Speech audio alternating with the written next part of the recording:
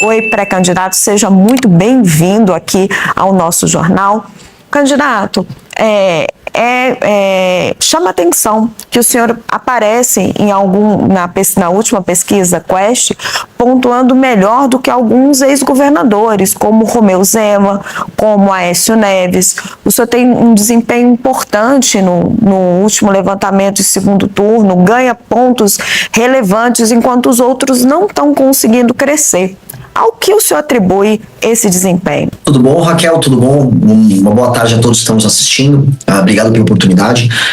Primeiro eu vou começar concordando com o ponto que foi colocado na análise inicial, que, de fato, o nome de terceira via não tem muita chance. Eu não sou da terceira via, eu vou substituir o Flávio como o único candidato de direita nessa eleição. E assim eu sou, e assim me colocarei no segundo turno. A segunda coisa, eu não fico surpreso por estar à frente dos governadores, simplesmente porque eu sou um pré-candidato hoje superior a eles. Então não é natural, não apenas me comunico melhor, eu sou presidente do meu próprio partido, os demais pré-candidatos, eles infelizmente têm que se submeter a decisões erradas que vêm dos partidos deles, então eu acho que era um caminho natural. Na verdade eu não estou surpreso com essa pesquisa e nem concordo com o resultado dela, porque tranquilamente eu tenho muito mais do que 3 pontos percentuais hoje na preferência do brasileiro. Mas ao que o senhor atribui, o senhor está tendo um desempenho melhor do que governadores que governaram estados importantes, que já teriam um recall do público? A qual tipo de estratégia, a forma com que o senhor está se apresentando, como que o senhor está se colocando, que está tendo essa familiaridade com as pessoas? É o que eu disse, eu sou um pré-candidato superior. Quando eu digo superior eu apresento um conjunto de propostas melhores, eu realmente rodo o Brasil e vejo os problemas reais do Brasil. Eu, em vez de ficar, ora xingando Lula ou puxando o saco do Bolsonaro, como infelizmente fazem os demais pré-candidatos, eu me posiciono sobre os erros dos demais e apresento soluções sobre tudo. Então, quando eu vou para o Nordeste, eu trago uma posição otimista sobre o futuro do Nordeste. Eu vou falar, por exemplo, sobre como industrializar a região, como transformar lá um polo de data center, como investir em energia. Quando eu vou para o Sul, eu vou falar do problema do Pacto Federativo, da ausência de investimento em estradas para o agricultor do Sul. Quando eu vou para o Rio de Janeiro, eu falo do problema das favelas, do crime organizado, e trago sempre soluções. Ao invés de ficar nessa energia negativa, nessa briga meio inútil que a gente vê na política brasileira, eu trago propostas. Ao fazer isso, as pessoas começam a reconhecer, primeiro os mais jovens e depois o montante geral da população. Então, eu acho esse um processo natural, porque na prática ninguém está fazendo isso. Eu fico surpreso que partidos que têm tanto dinheiro, fundo partidário, etc., não consigam fazer o básico. Eu só estou fazendo o básico, então não fico surpreso. Candidato, o senhor disse que só vai substituir Flávio Bolsonaro. E nas suas redes sociais, os seus vídeos fazem muitas críticas a ele, até mais do que ao presidente Luiz Inácio Lula da Silva. Por que o senhor acha que só é um candidato melhor do que Flávio Bolsonaro? Eu não estou envolvido em escândalo de corrupção e eu tenho proposta. É muito, muito simples. Ao não andar no jatinho Vorcaro, ao não ter, sei lá, parceiros meus que praticam rachadinha, ao não me envolver com o Bacelar, com o TH Joias, eu me torno uma pessoa, do ponto de vista ético, muito diferente dele. E eu não fujo de apresentar propostas, mesmo quando elas são impopulares. O Flávio fez uma declaração recentemente dizendo que, olha, eu não vou apresentar nenhuma proposta porque eu vou perder voto. Eu vou falar tudo que precisa ser feito, mesmo que isso me faça perder voto, senão eu seria um estelionatário. O estelionato eleitoral é justamente mentir para o eleitor, falou que vai fazer A e depois faz B. E sobre bater nele, no Lula, depende do dia. Tem dia que eu vou bater mais nele, tem dia que eu bato mais no Lula, depende do que cada um aprontou no dia. Eu vou chamar os nossos analistas para participar da nossa conversa, candidato. Vou convidar aqui a Vitória Abel. Pré-candidato, a minha dúvida é justamente em como que isso pretende atrair esses eleitores de Flávio Bolsonaro, porque tem uma parcela da direita que de fato parece ser fiel à família Bolsonaro, né, ao nome da família Bolsonaro, aquele em torno de 20% a 30% do eleitor que parece que não desiste de votar na família, independentemente de denúncias que aparecem ou não. Como o senhor pretende conquistar essa parcela do eleitorado, já que o senhor já se vê num segundo turno? No segundo turno ou no primeiro, só para qualificar a pergunta? Não, porque o senhor disse que vai substituir Flávio Bolsonaro como candidato da direita, então eu imagino que o senhor se veja no segundo turno. Sim, então no segundo turno, muito simples, esse eleitor, ele vota contra o PT. Antes de votarem na família Bolsonaro, esse eleitor votava até em candidatos do PSDB no segundo turno. Porque o foco era derrotar o petismo, que eles enxergam como inimigo no seu sistema de valores. Eu já derrotei o petismo, por exemplo, durante o impeachment da Dilma Rousseff. E aí basta eu mostrar para essas pessoas que eu sou melhor no enfrentamento ao PT, que eu sou mais vencedor nesse enfrentamento ao PT do que, por exemplo, Flávio Bolsonaro. E aí é uma questão de convencimento deles no segundo turno. No primeiro turno, se essas pessoas que são muito leais à família Bolsonaro quiserem votar no Flávio, elas votam.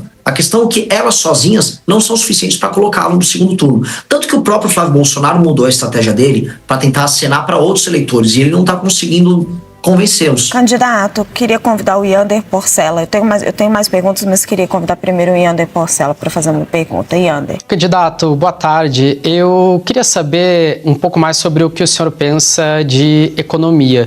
Caso seja eleito presidente, o senhor defende uma agenda mais liberal? Defende, por exemplo, privatização da Petrobras, dos Correios, das estatais em geral? Como que o senhor está fazendo esse programa em relação à economia? Primeira coisa, o Brasil tem um grave problema fiscal. A pessoa que está me ouvindo em casa tem que entender. Hoje os juros estão altíssimos, muito, muito altos. E os impostos estão altos. E se a gente olha a inflação, ela voltou a subir. Isso gera basicamente um empobrecimento geral da população. Isso dá porque o governo está gastando mal, está gastando demais, e a tendência é que as contas públicas estourem. Portanto, eu vou ter que fazer o que todo brasileiro está fazendo em casa agora. Eu vou ter que cortar despesa. E eu vou cortar despesas começando pelos privilégios, começando pela elite brasileira, especialmente empresários que pegam renúncia fiscal, mexendo com gente do judiciário e depois indo para gastos estúpidos que acontecem nas áreas previdenciárias, por exemplo, privilégio na área da previdência e correções para fazer com que o Brasil, na parte de gastos e políticas sociais, funcione como os países sérios. Aí eu economizo e economizando os juros cai, o Brasil pode, daqui 1-2 anos, começar a cortar impostos, diminuir as alíquotas de impostos e também a inflação diminui. Isso tem um efeito muito positivo na economia. Segunda coisa, privatizações. Depende da empresa pública. Correio tem que privatizar. Petrobras, hoje com o mundo em crise, com recursos naturais sendo utilizados como barganha, eu não entregaria uma empresa estatal brasileira para uma estatal chinesa, como a Petrochina, ou para a Aramco, que é a estatal da Arábia Saudita, que são as empresas hoje que estão aí no mercado olhando para a compra de estatais de petróleo de outras nações. Não farei, tenho que usar isso como uma reserva estratégica. Agora, para outras empresas públicas que não têm, vamos dizer, função de serem estatais, eu vou vender mesmo, vou privatizar. A Petrobras seria a única empresa, então, que o senhor não privatizaria? Não, a Embrapa, por exemplo, eu não privatizaria. Candidato, o senhor já disse que é um admirador de Javier Milei.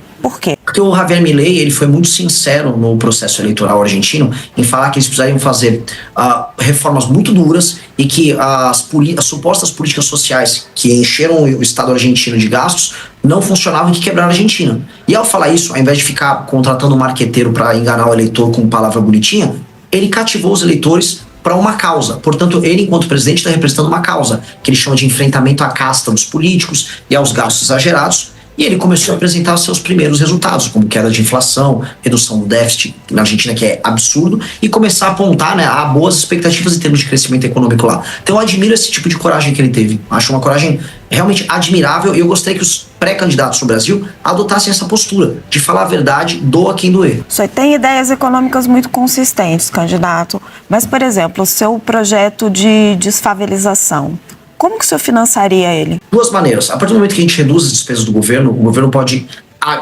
montar um programa de investimento em infraestrutura que inclua esse processo de desfavelização. O segundo é um modelo de leilão reverso. Igual já existem outros setores da economia brasileira, chamando a iniciativa privada para participar disso. E como? Selecionando as áreas que participariam do Programa Nacional de Desfavelização, primeiro retirando de lá o crime organizado, e ali você montar verticalização onde é necessário verticalizar, recuperação das habitações pré-existentes se tem como recuperar, criação de áreas comuns, como praças e áreas comerciais e treinamento, inclusive, para as pessoas trabalharem nessas áreas comerciais próximas, tudo financiado em parceria com a iniciativa privada, de modo a criar bairros funcionais.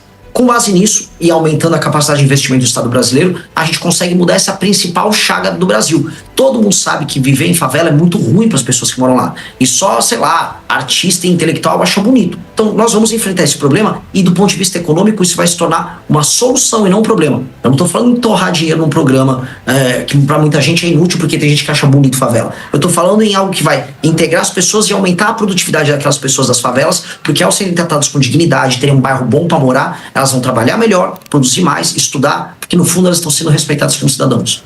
Vitória. Essa última parte, pré-candidato, que o senhor falou de retirar, por exemplo, o crime das favelas, a gente sabe que é um problema bastante difícil de se resolver. Muitos diferentes governos, tanto nacional quanto governos estaduais, não conseguiram fazer isso. Como que que o senhor pretende fazer isso? E só mais uma pontuação em relação aos gastos, né? Porque o senhor fala de diminuir gastos do governo, mas a gente sabe que boa parte dos gastos hoje são despesas obrigatórias, estão completamente amarradas na máquina pública e até mesmo vinculadas à Constituição. Como que o senhor pretende também fazer isso? Contar com o Congresso também para modificar a Constituição? Com certeza.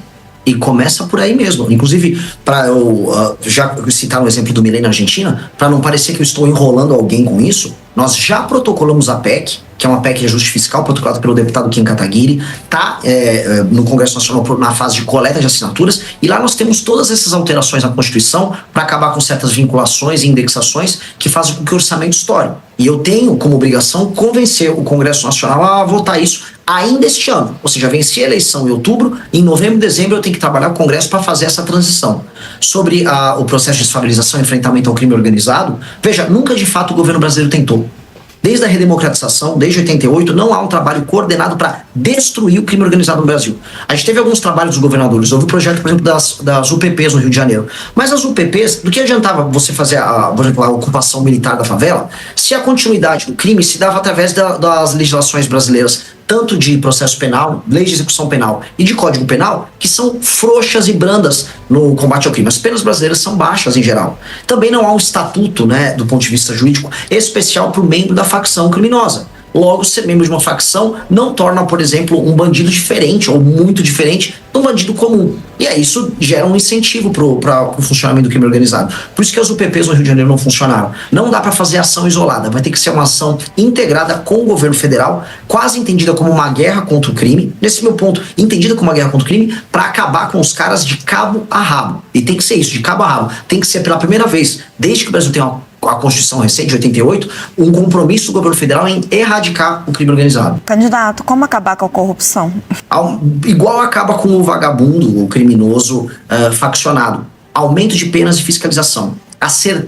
O que breca o cometimento de crime sempre é, a certeza da punição e 2, o peso da punição. Se um bandido sabe que ele será punido e que a punição é pesada, ele vai deixar de cometer o crime. Aqui no Brasil, tanto para o crime armado, né, crime, vamos dizer, violento, quanto para o crime do colarinho branco, essas duas coisas são quase incentivadas.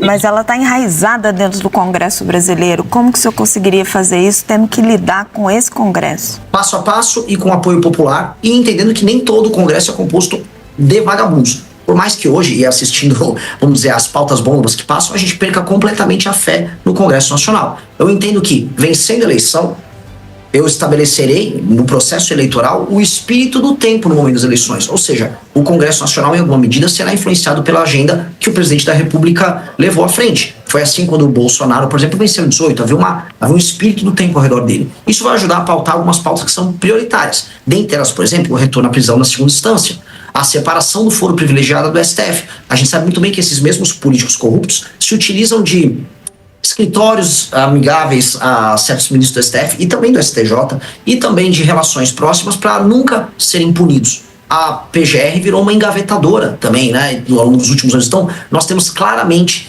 um modelo de impunidade envolvendo a política brasileira. Só que isso passa a política brasileira. Isso envolve parte do empresariado, que eu vou chamar de corrupto também. Isso envolve todos os tipos de crime de colarinho branco que quase hoje não tem punição. Há uma certeza de impunidade para eles.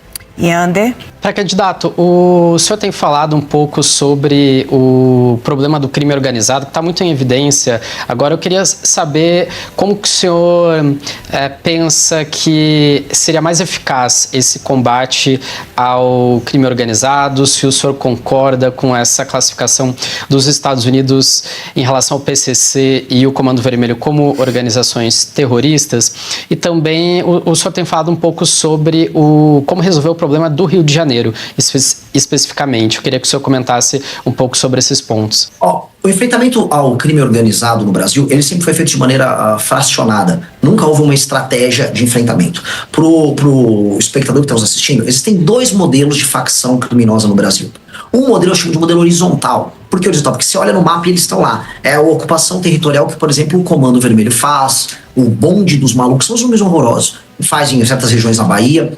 E você tem uma versão diferente que é a do PCC, que eu chamo de ocupação vertical. E por que vertical? Não é porque eles estão num prédio, é porque eles estão ocupando as instituições. Eles ocupam parte do Ministério Público, eles têm infiltração inclusive na imprensa, em empresas, distribuidoras, e aí eles infiltram as pessoas deles ali e aí eles conseguem fazer grandes negócios. Por exemplo, para enfrentar o Comando Vermelho, a gente tem que retirar eles das áreas que eles ocupam. No Ceará eles tomam cidades inteiras, no Rio de Janeiro cidades e determinados bairros, especialmente as favelas. Aqui em São Paulo o PCC, por exemplo, pega a Baixada Santista. Já o PCC, o modelo dele, por exemplo, é baseado muito na exportação da droga para países europeus, e esse dinheiro que eles obtêm com a exportação da droga, eles lavam em outras atividades. Então eles lavam de combustível até shows de funk, como aconteceu agora com o MC Rian.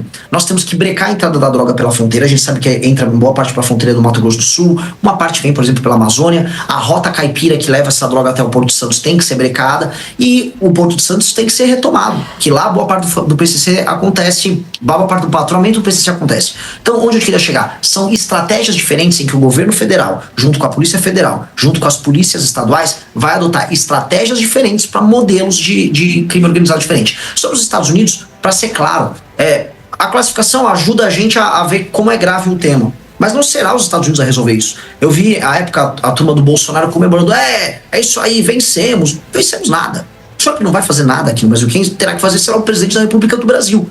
E os governadores que terão que se aliar nesse projeto. Então, eu acho um pouco indiferente, ainda que eu concorde em qualificar como entidades anômalas, como terroristas, as facções brasileiras. Candidato, eu queria falar de governabilidade. O presidente Lula está no seu 3º mandato, então as pessoas podem gostar ou não gostar dele, ele tem uma experiência enorme. Está tendo uma dificuldade imensa para governar, porque tem um presidente do Senado com o qual ele está em conflito.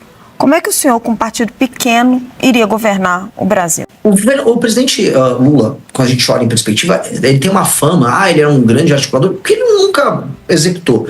Ele sempre tentou comprar o Congresso. O Lula tentou comprar o Congresso no mensalão, depois com o Petrolão, e a diferença que ele está tendo agora, nesse mandato em que ele tem mais dificuldade, é simplesmente porque agora as emendas ficam à disposição dos parlamentares por conta do orçamento secreto. E aí ele não tem esses instrumentos. Ou seja, ele nunca foi um líder político bom o suficiente para cativar, através do seu projeto, os partidos a se juntarem ao seu governo. Hoje, naturalmente, é uma dificuldade muito grande por conta do orçamento secreto. E eu acho que ele tem que acabar. E nesse ponto, eu converso e dialogo com o STF, inclusive com o Flávio Dino, que é do campo político oposto ao meu, mas que hoje é ministro supremo, porque o Flávio Dino está lá, nesse instante, tentando mexer nos golpes e crimes tocados por parlamentares no orçamento secreto. Então acho que o STF tem que disciplinar junto com o governo federal essa questão para parar de existir essa chancela ao centrão de usar o orçamento brasileiro como ele quiser, e aí ficar apenas botando uma faca no pescoço do presidente, não importa se de direita, de esquerda, de centro. Essa é a primeira coisa, nós temos que disciplinar essa questão do orçamento. Segundo, eu vou fazer composição. O que eu não vou fazer é toma lá da cá. E eu vou compartilhar o lucro político das vitórias nossas. Ou seja, se os governadores participarem e com as bancadas estaduais participarem da minha vitória na desfavelização e no combate ao crime, eu entrego a vitória política de mostrar essa conquista para todo mundo. Não tem problema nenhum. O que eu não vou entregar é vitória econômica, vitória financeira, entregar ministério de porteira fechada para as outras pessoas fazerem negócios, como acontece com uma tradição em Brasília. Entendam, você mesmo citou, se eu fui eleito um partido que foi criado há 6, 7 meses atrás e venci as eleições, significa que o que eu digo é tão importante que o brasileiro falou, coloquem ele lá para mudar essa relação. E eu vou chegar lá para estabelecer uma nova relação. E eles vão ter que se ajustar a essa nova relação. Até porque o Brasil está quebrando. Até porque o modelo de roubalheira com emendas, que boa parte desse Congresso faz, e a gente sabe que essa é a base daquilo que a gente chama de política lá em Brasília, ele já ficou impossível, inviável. O Brasil está indo para uma crise fiscal que em 2007, 2028, ele quebra.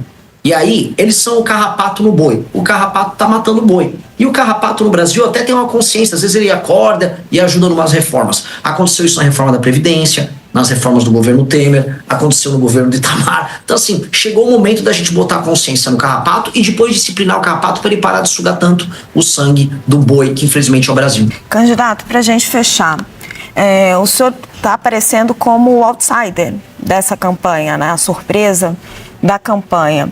Alguns comparam o senhor a Pablo Marçal, que foi a surpresa da campanha à Prefeitura de São Paulo. O senhor aceita essa comparação ou repudia? Raquel, gosto tanto do seu trabalho, nunca te fiz nada, me comparar com esse cara. É uma pergunta legítima.